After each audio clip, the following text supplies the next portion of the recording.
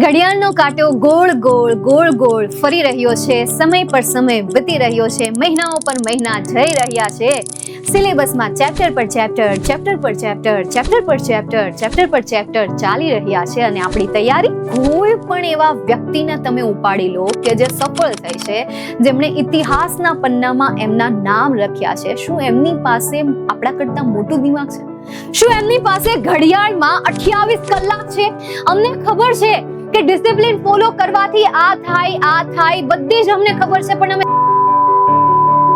આલિયા પટેલ કરીને છોકરી કે જેમની પાસે આંખો નથી, ખાલી સાંભળીને આખા લેક્ચર સમજ્યા છે અને એના ઉપર એને એક્ઝામ આપી છે. ઘડિયાળનો કાંટો ગોળ ગોળ ગોળ ગોળ ફરી રહ્યો છે, સમય પર સમય વીતી રહ્યો છે, મહિનાઓ પર મહિના જઈ રહ્યા છે. સિલેબસમાં ચેપ્ટર પર ચેપ્ટર, ચેપ્ટર પર ચેપ્ટર, ચેપ્ટર પર ચેપ્ટર, ચેપ્ટર પર ચેપ્ટર ચાલી રહ્યા છે અને આપણી તૈયારી. તમને સારી રીતે ખબર છે આનો આન્સર. માય ડિયર સ્ટુડન્ટ્સ, ત્યાં કેટલાક એવા વિદ્યાર્થીઓ છે કે જેમણે નક્કી કરી રાખ્યું છે મારે 90% લાવવા છે, આટલા ટકા લાવવા છે. જેમણે નક્કી કરી રાખ્યું છે માતા પિતાનું નામ રોશન કરવું છે, મારે સપનાઓને હાસિલ કરવું છે. તો ત્યાં કેટલાક એવા વિદ્યાર્થીઓ પણ છે કે ના બેન ના, અમે તો આમાંથી કંઈ નથી કર્યું. જો આવું તમે અંદરથી બોલી રહ્યા હોય તો અત્યારે ને અત્યારે નક્કી કરી રાખો, કારણ કે માતા પિતાને શોખ નથી થતો તમારી પાછળ પૈસા બગાડવાનો. સો એમના માટે, તમારા ઉજ્જવળ ભવિષ્ય માટે, અને ખાસ તો હું એમ કહું ને કે પરિવાર માટે તમારે એક ડિસિઝન લેવો જોઈએ. તો નક્કી કરો કે તમારે શું કરવું છે અને ત્યાર પછી આ વિડીયોને અટેન્ડ કરો, કારણ કે આજના વિડીયોમાં ખાસ હું તમને શેર કરવાની છું કે આ સપનાઓને હાસિલ કરવા, 90% માર્ક્સ લાવવા માટે શું કરવું જોઈએ એની હું તમને ચર્ચા કરીશ. અને આના પછી ડેફિનેટલી તમારા પરિણામમાં તમને સુધારો જોવા મળશે, તમારામાં તમને સુધારો જોવા મળશે, તમારી જિંદગી અહીંયાથી ચેન્જ થઈ જશે. તમારી જે આ વિદ્યાર્થીનું જે લાઈફ છે, જે આ સ્ટુડન્ટ લાઈફ છે, સ્ટુડન્ટ લાઈફ ચેન્જ થઈ જશે, મજેદાર થઈ જશે. માય ડિયર સ્ટુડન્ટ્સ, આ જે અમીર વ્યક્તિઓ છે અને આ જે નામ બનાવી ચૂકેલી જે વ્યક્તિઓ છે, અબ્દુલ કલામ છે, સરદારભાઈ પટેલ છે, સુંદર પિચાઈ છે, દુનિયાની વિશ્વની અમીર વ્યક્તિ એલન મસ્ક છે, રતન ટાટા છે, કે પછી ખેલાડીમાં નીરજ ચોપરા હોય, આ દરેક વ્યક્તિ શું આમદન સફળ થયા હશે? એમની સફળતા પાછળ શું કારણ હોઈ શકે? ચલો તમે જ મને જણાવો.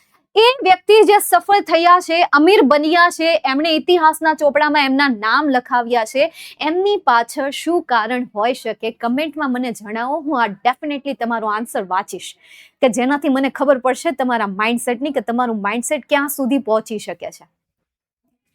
માય ડિયર સ્ટુડન્ટ્સ, ક્લાસની જો આપણે વાત કરીએ, તમારું જ હું જો એક્ઝામ્પલ લઉં, તમારી જ ક્લાસમાં ઘણા બધા પ્રકારના વિદ્યાર્થીઓ હોય છે. કોઈ એવરેજ, કોઈ ટોપર, કોઈ બેક બેન્ચર, કોઈક સમજે પણ આન્સર લખી ન શકે, તો કોઈક ન સમજે છતાં પણ આન્સર મતલબ કહેવાય ને કે મસ્ત રીતે લખીને મસ્ત રીતે રિઝલ્ટ લઈને આવે.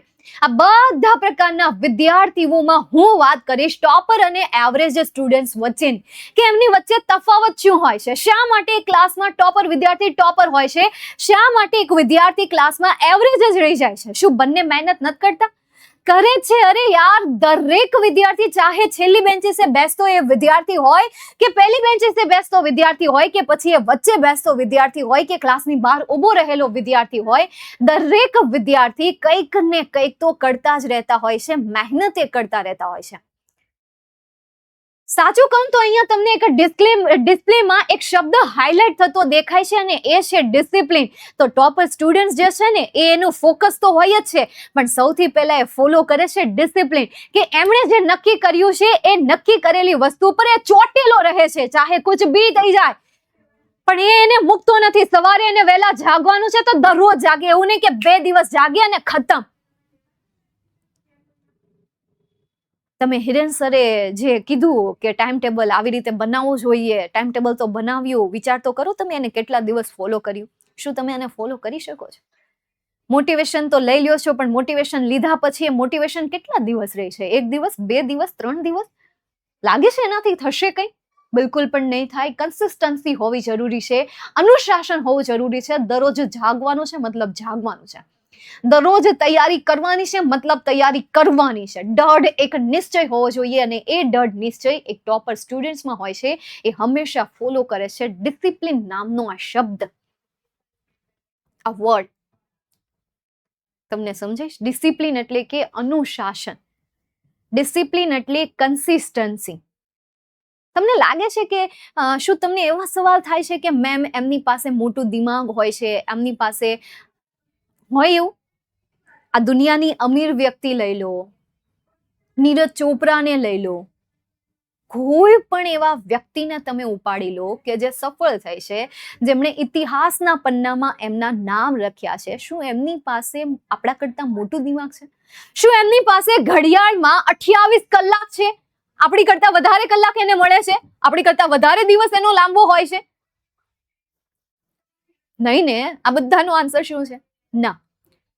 પણ તમને ખબર છે કે એમના માઇન્ડસેટમાં અને આપણા માઇન્ડસેટમાં તફાવત શું હોય છે? શું એમને આ સોશિયલ મીડિયાનો યુઝ કરવો નહીં ગમતો હોય? શું એમને ઇન્સ્ટાગ્રામમાં રીલ્સ જોઈને ટાઈમપાસ કરવો નહીં ગમતો હોય? શું એમને મોબાઈલ્સમાં ગેમ રમવાનો ઇન્ટરેસ્ટ નહીં હોય? શું એમને મૂવી જોવાનો ઇન્ટરેસ્ટ નહીં હોય? શું દોસ્તો સાથે અને ગોસિપ કરવાનો ઇન્ટરેસ્ટ નહીં હોય? હોય. એ પણ આપણી જેમ જ છે, પણ એ બધી વસ્તુને મારે છે. એ મૂડ હોય કે ન હોય, મન હોય કે ન હોય, વરસાદ પડતો હોય કે ન હોય, ગરમી પડતી હોય, ગરમી થતી હોય કે ન હોય, એનું ધ્યાન માત્ર ને માત્ર જે કરવું છે એના ઉપર છે, કે જે કામ મારે કરવાનું છે એવું માઇન્ડસેટ એનું ફિક્સ હોય છે. અનુશાસનને પકડીને બેસે છે કે આજે મારે આ ટોપિકને કરવાનો છે. આ પ્રકારના જે વિદ્યાર્થીઓ હોય ને, સોશિયલ મીડિયાનો ઉપયોગ સ્ટડી માટે કરે છે. આપણા વિદ્યાકુલના જ તેમ કેટલાક એવા વિદ્યાર્થીઓ છે કે જે મોબાઈલનો યુઝ માત્ર સ્ટડી માટે કરે છે. આગળ હું તમને એક્ઝામ્પલ આપીશ. આપણી પાસે તો બધી વસ્તુ છે, આપણે જોઈ શકીએ છીએ, સાંભળી શકીએ છીએ, બોલી શકીએ છીએ, આપણી પાસે સક્ષમ 2 હાથ છે, આપણી પાસે સક્ષમ 2 પગ છે. એમની પાસે તો આંખો નથી, છતાં એ કરી શક્યા. હું તમને એમના પણ ઉદાહરણ આપીશ, જોઈએ હમણાં આગળ આપણે. હવે થાય હું કે મેમ તમે ક્યારના વિડીયોમાં કહો છો કે ડિસિપ્લિન ડિસિપ્લિન ડિસિપ્લિન. અમને ખબર છે કે ડિસિપ્લિન ફોલો કરવાથી આ થાય બધી જ અમને ખબર છે, પણ અમે કરી ન શકતા. અમારું માઇન્ડસેટ એ રીતે તૈયાર જ ન થતું. કંઈક ને કંઈક બહાનાઓ કરે છે. બેટા એનું કામ જ એ છે તમને ડિસ્ટ્રેક્ટ કરવાનું. હું તમને 3 સ્ટેપ આપું છું, એ 3 સ્ટેપ ફોલો કરજો, ડેફિનેટલી તમને તમારું ગમતું પરિણામ મળશે. પહેલો પોઈન્ટ છે તમારું સ્ટ્રોંગ માઇન્ડસેટ રાખજો. બીજો પોઈન્ટ છે સ્ટાર્ટ સ્મોલ. ત્રીજો પોઈન્ટ છે clear the environment. Strong mindset એટલે એક મજબૂત માઇન્ડસેટ. મજબૂત માઇન્ડસેટ એટલે કેવું માઇન્ડસેટ? તમે દિવસે જાગ્યા, તમે ટાઈમ ટેબલ બનાવો છો ને, તો તમે છે ને ટાઈમ ટેબલ શોર્ટ ટર્મ માટે બનાવો. દિવસ પ્રમાણે દિવસે જાગીને વહેલા જાગીને નક્કી કરો કે આજે મારે આટલા કાર્ય કરવાના છે, આટલા લેક્ચર આવે છે, આટલા લેક્ચરમાં આટલા ટોપિક ચાલશે, આટલા ટોપિકમાં મે બી આટલું હોમવર્ક મળશે. એડવાન્સમાં એની પ્રિપેરેશન કરીને જાઓ. એડવાન્સમાં એક પ્લાનિંગ બનાવો કે આજે મારે આટલા ટોપિક સમજવાના છે, આજે મારે આટલા ક્વેશ્ચન પાકા કરવાના છે. મતલબ છે જ્યાં સુધી ન થાય ત્યાં સુધી સુવાનું ભૂલો.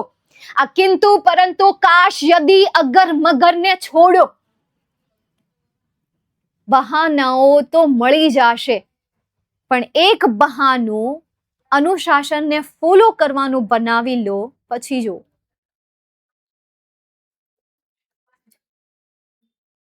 એક એક્ઝામ્પલ આપો. દિલીપ ગાવિત કરીને એક ખેલાડી છે, એથ્લીટ છે, મહારાષ્ટ્રના છે. જ્યારે એ 5 થી 6 વર્ષના હતા ને, ત્યારે એ ઝાડ પરથી પડ્યા, એટલે એના એક હાથમાં એને ઈજા થઈ. તેને યોગ્ય સારવાર ન મળી અને એના કારણે તેને એક હાથ કાપવો પડ્યો તેનું જીવન બચાવવા માટે. આપણને એમ થાય કે જ્યારે કોઈ વ્યક્તિ પોતાના શરીરના એક અંગ ગુમાવે તો એ તો હારી જ જાતી હશે, પણ મેં ક્યારેય કોઈ પણ એવી વ્યક્તિ નથી જોઈ કે જેમણે પોતાનું એક અંગ ગુમાવ્યું અને હાર માની ચૂક્યા હોય. આમણે ડબલ મહેનત કરવાની શરૂ કરી દીધી. એ પોતાના વાડીના સીમ પર, એમના શેઢા ઉપર એને દોડવાનું શરૂ કર્યું. ધૂળિયા રસ્તા ઉપર એને દોડવાનું શરૂ કર્યું.